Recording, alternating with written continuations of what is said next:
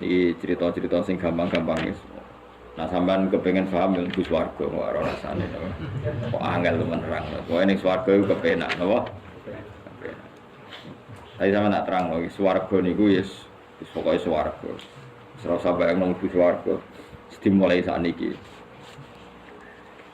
Ya nak ya khisimun ngaten wae kan apa ketika terjadi kiamat itu tak khuduhum wa hum khisimun. Jadi manusia itu takdir itu senang tukaran.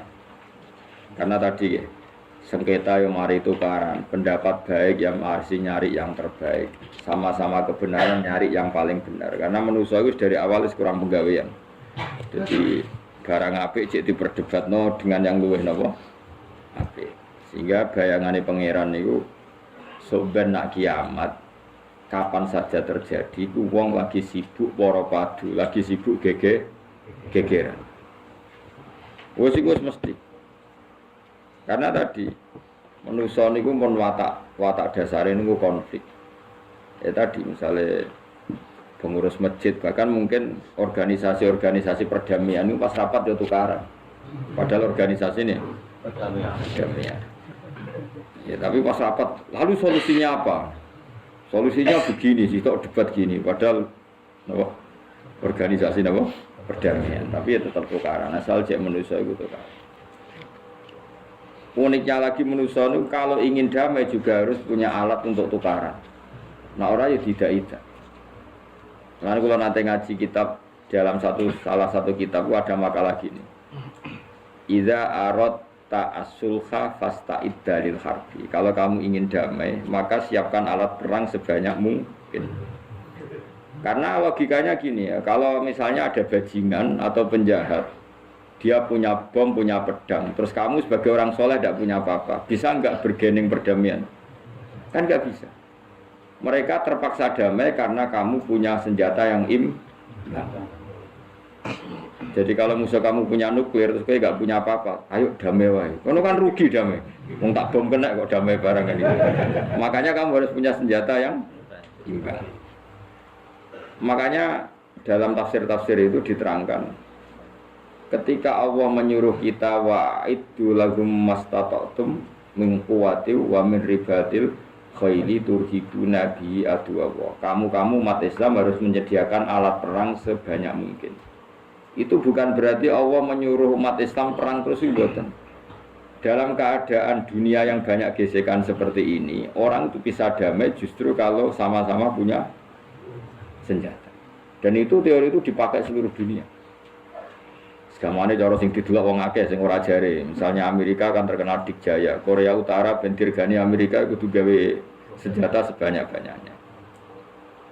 Ya sudah seperti itu sudah teori yang dikatakan Quran. Karena manusia punya watak dolim. Watak dolim itu nak ora diimbangi ya mesti yang satu diinjek. Makanya dalam fikih Islam itu lucu. Fikih rodok jorok tapi gelem ra gelem kayak kudu setuju. Cara fikih itu kayak dibojo ayu cek elek. Nek ra gelem mbok kumpuli ra wajib mbok nafakoi. Jadi kono iso ngancam gak buka dhuwit ra tak kei. Ajane rodok jorok fikih. Itu cara fikih memang gitu. Perempuan itu tidak wajib melayani suaminya jika tidak dikasih nafkah. Lucunya fikih yang merovokasi sing lanang. Dan wong lanang ra wajib nafkahi nek ora digawe iku wis ora usah terangno iku opo. Jadi fikih itu karena ngikuti teori umum. Makanya Mbah Mun itu fikih kata beliau itu, aku mbek fikih ini ra cocok. Aku apa mau omah tapi dagangan perkara itu. Tapi memang secara prosedur fikih gitu. Mana wong kere-kere itu pancen dia serang untuk jatah kelon karena ra iso nafkahi. Itu cara fikih. Memang seperti itu. Karena kere kok pola, napa? Kere kok pola. Kalau nak kere kudu ganteng. Jadi orang untuk jatah sing wedok sing seneng lah itu ijek untuk jatah. Tapi nek wis kere elek. Ya wis nolongso perkarane memang. Jadi karena seorang istri wajib melayani suaminya jika tidak kodak nafkah. Bahkan menurut fikih Islam itu boleh rafa. Jadi oleh rafane hakim. Pak Hakim suami saya kere itu boleh. Itu bisa diceraikan oleh siapa? Hakim. Jadi karena tadi manusia itu ya khisimun di mental konflik. Dan mental konflik itu tidak dihilangkan Allah sama sekali kecuali nanti setelah di surga. Makanya Allah ngendikan apa wa naza'na ma fi sudurihim min ghillin. Jadi sifat drengki, sifat hasud itu dihilangkan nanti setelah di surga. Artinya di dunia itu antar wong saleh ya mesti hasud. Mana ada sing ora saleh, sing saleh wae kudu hasud. Ya senine ngono. Waktu Indonesia ini rebutan jadi presiden iku rebutan masjid geger. Bahkan rebutan ngeklaim nak salate paling sah, torekoe paling bener iku ya geger. Padahal yang ngerti otoritas itu yang pangeran, tapi manusia tetap menang kalah, wae geger. Besok sak PT udah sering dalan ya geger. Kalau sering Pak besok balapan itu kadang kisah nopo sak PT, sak PO itu. Karena nanti bayangannya pangeran itu ya mesti terjadi pangeran sing ngendikan kiamat itu tak khuduhum wahum yakisim. Jadi ben ora men yasinan tok ora paham tak tulung. Bangunan ora paham bangeten. Wa hum fi ghaflatin minha bitakhasumin wa tabayu'in wa aklin wasyubin. Mesti manusia itu de mental takhasum saling berebut. Makanya cita-citane Sidina Ali dawuh Sidina Ali ana awaluman yatsu baina yaday rahmanil khusumah dari Sidina Ali. Saya nanti pertama ketemu pangeran itu akan melaporkan musuh-musuh saya. Jadi cita-citane dene. Aku lah ya rencana ngono. Aku lah ben seru no. Jebule bareng lapor kok ala ya nyoro. Sidina Ali pede wae anak kowe wis lapor jebule. Salah. Karena apa? Ya itu tadi. Manusa itu wis pokoke ngono. Pertama manusa itu Nabi Adam. Iki wis geger mek malaikat. Dari pangeran Adamu khalifah, dari malaikat khalifah kok manusa mesti seneng geger. Tapi malaikat protes itu geger dhewe, pangeran sing duwe kawula kok ngangkat digegeri. Jadi mengan pangeran ra trimo. Wong aku sing duwe makhluk gawe aturan kok mbok gegeri. Iku pangeran. Jadi manusa pertama iku ribet. Pertama ribet mek malaikat. Bareng Qabil mek Habil ya ribet mek dulur. Mulai dhisik perkara wedokan. Terus gunane gunung wedok mari ribet. Kalau nang wedok tambah ribet. Soalnya dunia itu sering petes dinikmati wae no. Makanya banyak orang top itu. Kalau punya kenalan banyak orang top. Niku ribet itu di manage. Jadi ada salah satu tokoh Indonesia itu terkenal sekali. Nak pidato ra kontroversi ra iso turu. Tapi nak wis pidato wong bingung kabeh iso turu. Niku saya sangat kenal orangnya. Ngerti supire takoki, "Mau piye?" Tak pidato ini bingung ta. Nek dijawab ra bingung kecewa deh. Dene jawab wah bingung sedanten wah seneng itu iso turu deh. Karena memang konflik itu manusia itu seperti itu. Jadi apa? Kebaikan pun makanya ada guyonan ini betul kisah nyata ini, tapi reputasi negaranya ini karena sensitif. Ada negara tertentu yang muadzin itu digaji 30 juta. Jadi orang melarat ini muadzin tok itu 30 juta. Naiknya BMB. Imamnya itu digaji 70 juta. Hitung saja kalau 70 juta satu bulan satu sholat berapa? 70 dibagi 30. Kira-kira berapa satu hari? 2 juta ya, sekitar 2 juta 200 lah.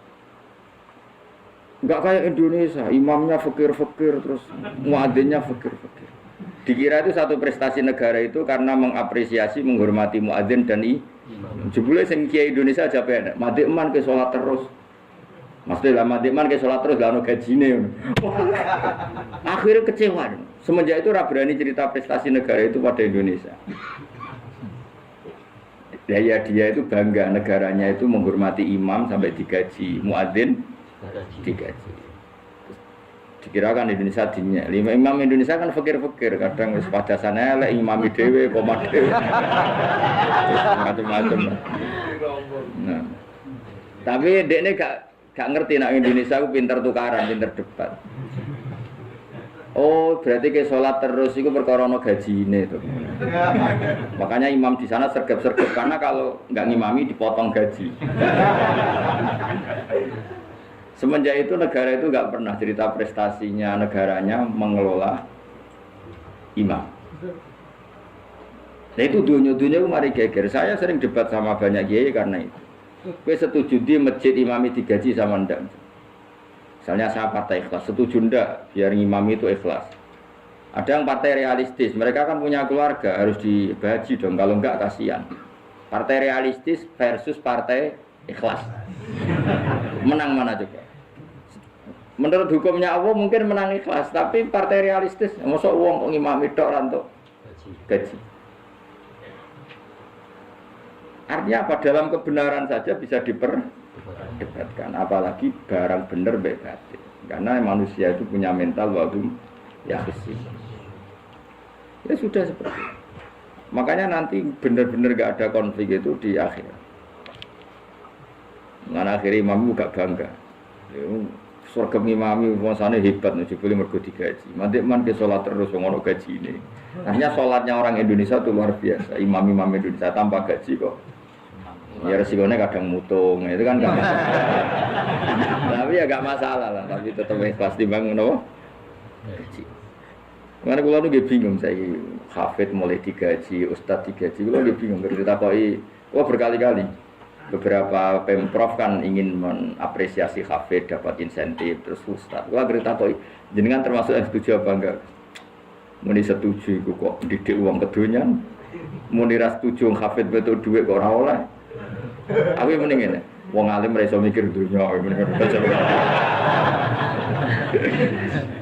itu yang tanya itu kadang gubernurnya tanya saya, bupatinya tanya saya, Gus di daerah mana-mana itu ustadz, guru madrasah itu dapat insentif. Terus jenengan Rembang setuju apa enggak? Aku jawab yo ngelatih ustadz seneng duit yo ora apik.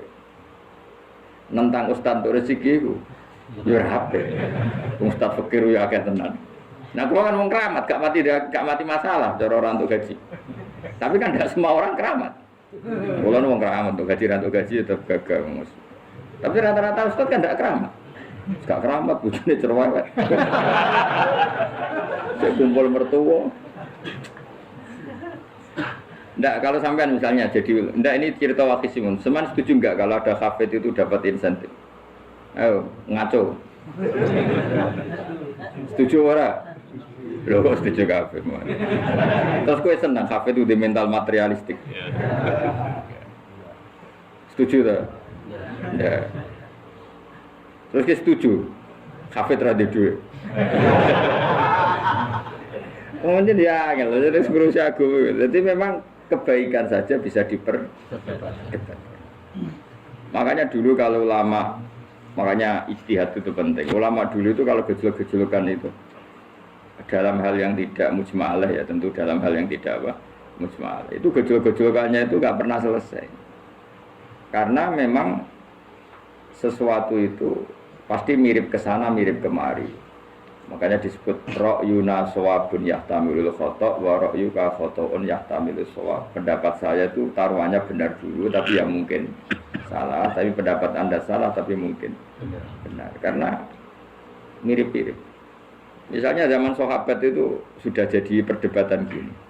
Setelah Mekah ditaklukkan Rasulullah dan setelah Rasulullah wafat dan Islam sangat-sangat kuasa, bukan sekedar kuasa lagi, sangat kuasa. Paling enggak menguasai Mekah Medina. Itu perdebatannya gini. Kita keluar Medina apa enggak? Sebagian sahabat enggak, kita di Medina, ini ardu Rasulillah, ini muhajaru Rasulillah, tempat yang dipakai hijrah Nabi. Kita keluar dari Mekah enggak usah. Sholat di Mekah itu fadilahnya sebagaimana 1000 sholat. Wah, debat gitu. Yang separuh enggak. Nguyai segoro itu apik tau. Mekah Medina sekarang sudah jadi negara Islam, tapi banyak bumi lain yang belum ada Islam. Menyebarkan Islam itu penting, enggak penting. Efeknya meninggalkan Mekah. Hanya separuh sahabat yang meninggalkan Mekah Medina. Mimbainihim itu orang-orang keren, Kak Sayyidina Ali. Sayyidina Ali akhirnya asalkan Al-Kufah. Dia hidup di mana? Kufah. Abu Darda hidup di Syam. Salman Al-Farisi hidup di Palestina. Karena dia milih pendapat kok nguyai segoro, sehingga sampai harus ditinggal. Akhirnya menyebarkan Islam kemana-mana, termasuk barokahnya mazhab itu ada yang ke Cina, terus terdampar di Selat Malaka, terus ada yang ke Aceh. Makanya banyak yang berpendapat Islam masuk Indonesia ya era apa sahabat. Tapi kalau ditanya bagaimana hukumnya meninggalkan Mekah Medina, ya buruk, negara sebaik itu kok ditinggalkan. Tapi bagaimana hukumnya membiarkan bumi lain tanpa dai, ya buruk. Terus dia jawab mungkin.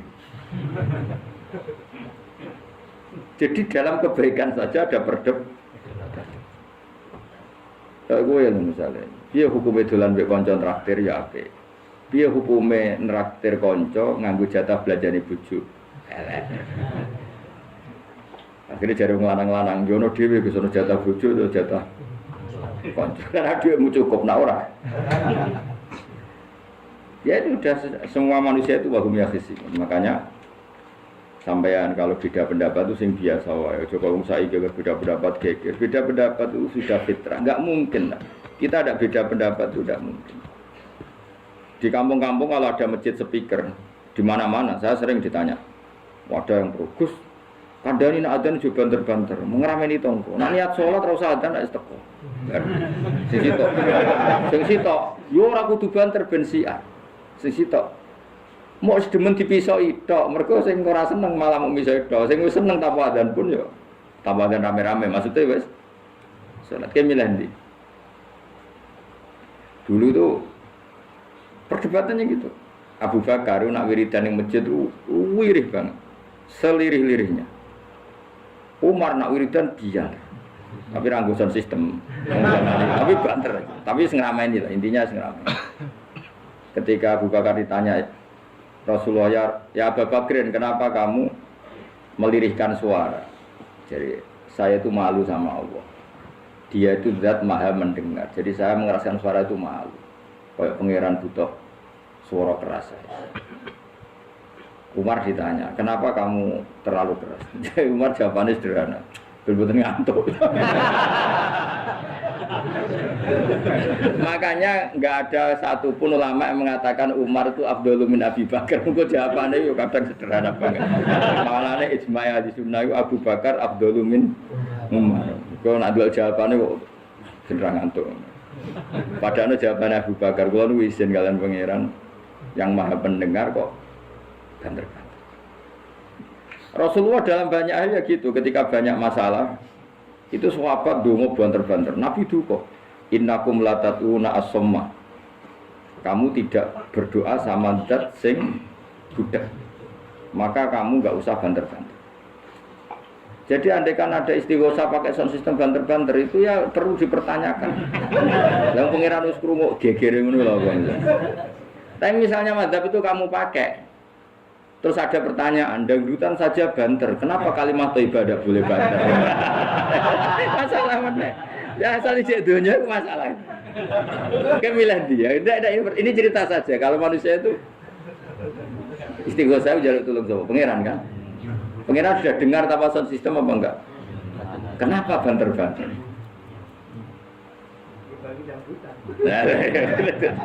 Tapi kalau tadi dibalik dangdutan saja banter-banter. Kenapa kalimat thayyibah tidak boleh? Jadi manusia itu memang potensinya itu ya khisimun dalam kebaikan saja. Jibril orang kondangi itu buantai malaikat-malaikat yang masyhur itu. Siapa yang enggak ngerti Nabi Ibrahim? Nabi Ibrahim itu nabi keren. Diobong ning geni sampai Namrud. Jibril datang. Saya utusan Tuhanmu, melihat kamu mau dibakar simpati. Nah terus piye jare malaikat Jibril? Ya nak aku juk tolong tak tolong. Enggak, saya tidak minta tolong sama kamu. Mungkin aku bodoh makhluk. Kena wani ngomong ngono mbek Jibril. Nabi Ibrahim santai. Maksudnya aku ora mbek aku sing nulung. Kowe kondo aku tak kandakno pangeran. Jare malaikat Jibril. Jare Nabi Ibrahim, lho nak soal pangeran rasa kondo kowe wis pirsa. Artine ngene lho, padha kekasih pangeran yo bantah-bantahan ajine. Namun nang partai politik orang men geger kowe. Mana ana partai politik geger biasa, Jibril wae geger mek Nabi. Biasa. Lan iki sampeyan takoki mungkar nangkir kudu wani ben seru napa. Takoki marah buka kula guru TPQ. Ngenyek wong guru TPQ jadi takoki marah buka. Sing mulang niku kula. Sampeyan ora tau mulang malah takok. Ayo balik. Itu masyhur itu, termasuk keramatnya Imam Malik itu gitu. Dia itu punya teman guru madrasah. Neng akhirat dicetakoki mungkin nakir marbuka. Malaikat Malik matur pengiran Gusti. Malaikat jenengan kandhani iki ambek guru tauhid to takoki marbuka. Akhirnya pengiran dia nyalano malaikat yo sing jenis ngono kok coba takoki. Lucu dong guru tauhid takoki.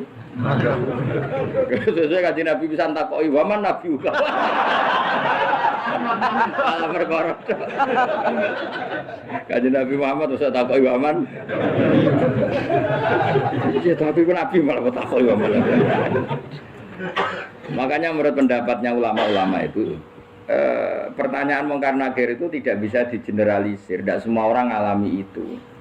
Saya tidak punya rencana untuk mengalami pertanyaan itu. Karena pasti bila-bila. Nah, angger wong ngono Kanjeng Nabi kena pisang. Terus Kanjeng Nabi apa kena pertanyaan Waman Nabi juga. Kan ora kebayang. Makanya masyhur itu. Sama lihat di kitab Nurul Dolam itu karangannya Syekh Nawawi Al-Bantani itu sarahnya apa itu Aqidatul Awam. Yang Nurul Dolam yang sarahnya apa? Aqidatul Awam. Itu dikarang Syekh Nawawi. Itu diantara keramatnya siapa itu? Sayyidina Umar. Sayyidina Ali itu pernah minta ya Allah beri saya kasaf mukasafah. Mau kepengen roh mletene Umar zaman ning dunya ngruwung disentai. Jajal dekne iku hubungane piye mbek mungkar nakir. Wani gak nyentak mungkar nakir. Kok pikirane Sayyidina Ali Umar ku ning dunya kenangane ngruwung tau disentak Umar. Jake wani gak nyentak sinten? Mungkar nakir. Minta sama Allah supaya ngalami kasaf itu ya mukasafah tawalam gaib. Itu di dunia wali biasa, nah kira tahu ya bangetan. Di dunia wali itu biasa dan itu pasti mustajab. Mukasafah. Umar mati kabudut tunggu nih minta kasaf. Tawanan Umar tangi turu tangi ke kuburan sewantai. Mungkin akhir teko dengan wajah sangat mengerikan. Mesti dinali nyeritakno wajahnya itu kal kidril ghali kaya ompreng sing nyala. Wes seru. Wah, tidak alis kalah iki ya rasane. Ternyata apa? Buar mungkar nakir pacak kono Umar nguwatek. Kamu tahu kamu ngedapi siapa kan? Saya ini teman dekatnya kekasihnya Allah. Dan ini nggak ada Allah kancane. Kamu tahu saya ini siapa? Ana shodiqu habibillah. Saya ini temannya kekasihnya Allah. Mungkar nakir mulai mikir. Kurang nyentak wes disentak. Ini bisa kamu pakai nanti. Kira aku, wah aku biasa gue jalalan ngalor itu lah. Boleh cari muka anak, ayo jajal wocok. Ya repot. Siapa ya? Kan gue wocok, orang kon wocok. Kan mau gue wocok. Akhirnya karena akhirnya nangis nih pengiran. Nangis Gusti selama ini saya biasa nyentak, kenapa sekarang malah dibentak? Kata Allah, ya sing sopan sithik iku semenjak iku mungkar nakir itu punya aturan. Ya ngene aturane, aja prosedur nemen-nemen wae nek ketemu kekasihku aja garang nemen-nemen. Semenjak itu sudah tidak segarang itu. Sayyidina Ali intine terus oh ternyata konsisten. Pantes Umar itu ning akhirat pun masih main sentak. Ya bagus lah konsisten maksudnya apa? Karena tadi manusia itu punya mental wahum yakin. Itu enggak bisa enggak. Sudah di perdebatan kebaikan, makanya rapat keluarga apa? Masih niate silaturahim tetep dolan ning dulur niate silaturahim bareng dulure rapati perhatian. Dolan ning ado-ado rapati rahab. Gremeng kan padahal niate silaturahim. Itu ada organisasi perdamaian kira-kira di internalnya banyak konflik ya. Banyak, padahal jenenge organisasi perdamaian. Coba itu bom-bom dari Amerika atau mana itu kalau ngebom negara tertentu kan karena negara ini apartheid atau apa. Tapi untuk damai juga melewati apa? Bom dulu. Untuk memaksa satu negara agak perang ya dipaksa dengan alat perang. Coba Indonesia dijajah Jepang tuh mau pulang karena dipaksa sekutu. Jadi untuk damai saja dipaksa dengan alat perang itu dunia. Betapa ada idealnya dunia untuk damai saja harus perang. Makanya idza aradta sulhan fasta'id dalil haqq. Kalau kamu ingin damai pun harus menyediakan alat perang. Karena kalau yang punya apa-apa pasti diinjak-injak. Ya sudah seperti itu, ini dunia semuanya enggak pernah sempurna. Apa damai harus perang. Harus paling enggak punya alat. Karena mentalnya manusia itu wahum yakhishun. Sampai pas kiamat itu jek wahum yakhishun. Makanya ya sudah seperti itu. Tapi nanti insya Allah barokah kesolehan itu perdebatannya dalam kesolehan kayak yang dialami malaikat Jibril dan Nabi Sinten Ibrahim. Malaikat Jibril empati ya karena kekasihnya Allah dibakar. Ibrahim merasa dekat sama Allah, gak perlu perantara Nabi siapa? Malaikat siapa? Jibril. Itu bagus ya, perdebatan dua orang soleh. Banyak lah.